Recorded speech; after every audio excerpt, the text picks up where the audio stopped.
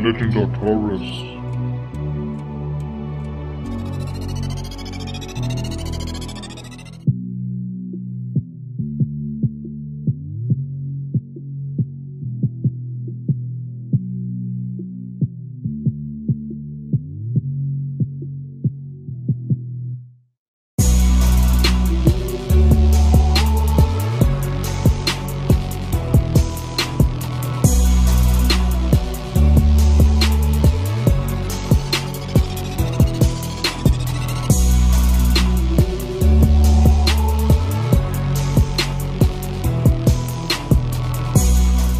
How's it going today, guys? Trucks and Water here, and I've got a topic today that is a kind of an older news subject, but the more I look into it, the more interesting it gets, because it's a very interesting offer. As you might know, Ford has the second-gen Raptors out. They've been out for a while.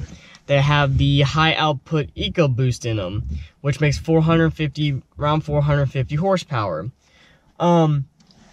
A lot of people were on the fence about this when the Raptor came out. I was the same way. I didn't like it. To me, if I'm buying a Baja style truck, I want a V8. I'm not saying the 3.5 liter EcoBoost is a high output's a bad motor, but at the same time, it's like I want that V8 aggressive sound, that V8 torque, and all that stuff. But that's what Ford went with.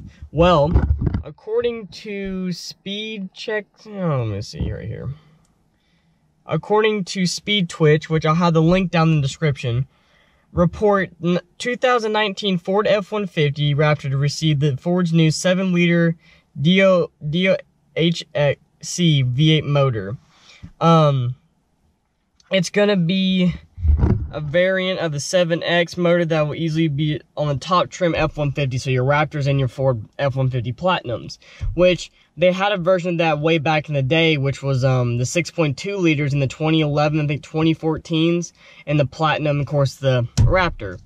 I think that's an awesome move by Ford. We have been begging for one of these for a while.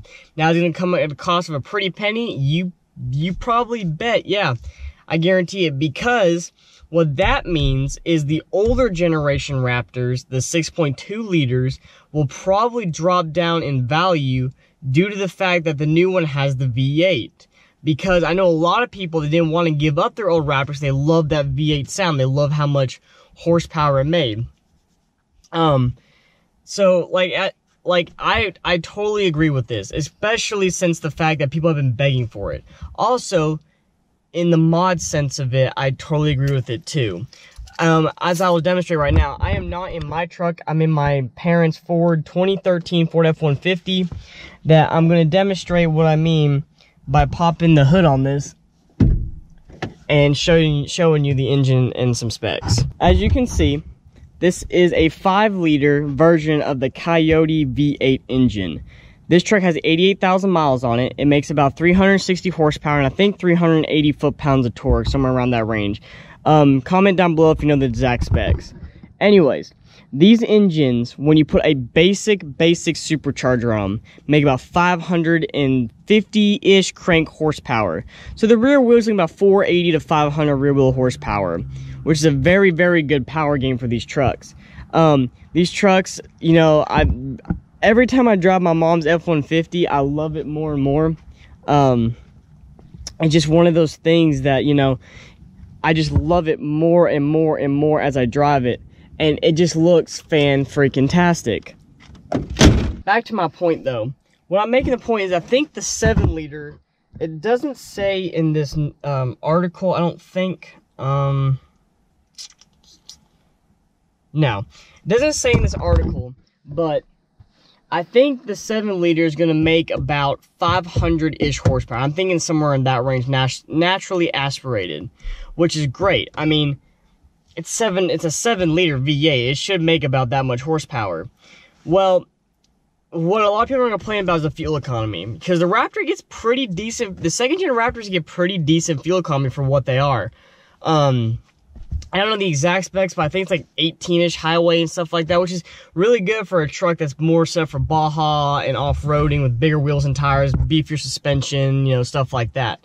Now, that being said, though, you're going to suffer in fuel economy. They did say in the article it'd be met with that new 10-speed automatic, but that new 10-speed automatic can probably only do so much when it comes to a big, beefy, heavy vehicle with that big of an engine. But my argument, of course, against that is, like, if you buy one of those trucks, or if you buy a truck in general and you're going for fuel economy, probably not your best bet. Yes, we all want to get the best fuel economy out of our trucks to save a little bit of money in our wallets, but at the same time, it's a truck. It's not a eco-friendly car or a sedan or a minivan or even some SUVs and crossovers. It's a truck made to kind of do truck stuff or to have fun with and modify and whatnot. So, I see the argument, but what I'm really excited for is the aftermarket, because the aftermarket's gonna come out with some bad-ass stuff for this truck. Bunch of superchargers, ProCharger's probably gonna come out with something, and I think just on a basic ProCharger and supercharger, you're looking at about a 700 horsepower truck on just basic bolt-on supercharger, ProCharger stuff. That's of course to the crank, to the wheels, you'll probably come out the 600-ish mark, but you're talking about an engine that's in the realm of a Hellcat or a Corvette motor in a truck. And that is going to be freaking awesome, especially when met with that 10-speed, all the fancy sport mode, off-road mode, and all that stuff with the Fox shocks. That thing's going to freaking fly. It's going to do so good. So, where am I getting at with this? Well, I would love to afford a brand new Raptor like that. But, you know, if the older school Raptors go down in price and, you know, I can afford one, I might grab one just for the sheer fact they're built for off-road, so I will off-road it. Not hardcore, jumping it, probably not, but I'll take it to some local trails and whatnot that's suitable for trucks and have some fun with it, because that's what it's designed for. So that's what I'm kind of getting at, guys. Comment down below what you think of the, of this new engine and the new Raptors coming out. If you think it's a good idea, because I personally think Ford, you're making a great decision. But comment down below what y'all think. If you like the video, leave a like. If you're new to the channel, please subscribe. Make sure you join the Trucks Warner family. We're constantly growing. We're past 3,100 subs now, and I can't thank you all enough for that. So, thank you all so much for watching.